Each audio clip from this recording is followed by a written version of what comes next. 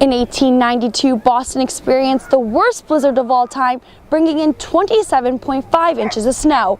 Many years later, in 1978, the second worst blizzard hit Boston, bringing in 27.1 inches. Now, 35 years later, I stand here in the Boston Commons in 2013 with what could be one of the worst or the worst blizzard of all times. I'm Erin Farley here with your update on the blizzard in Boston. Right now we're experiencing about 21.8 inches of snow. Now that total update was from this morning at 7 a.m. It's around 1:30 right now, so we're waiting for the estimated updated total. Now a lot more snow has been dumped on Boston, so we're really expecting that total to skyrocket.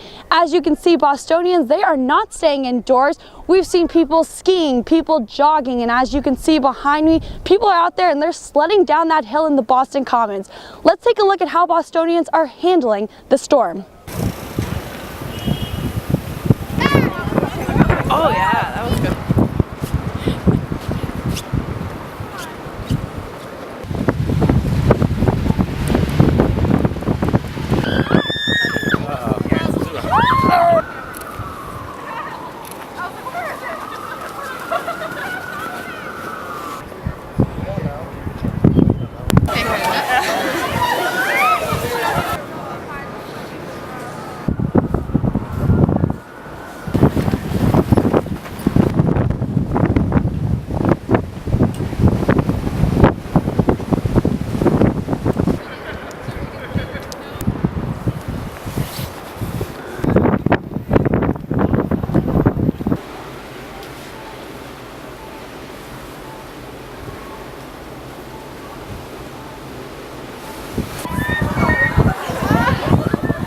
Reporting in Boston, I'm Erin Farley.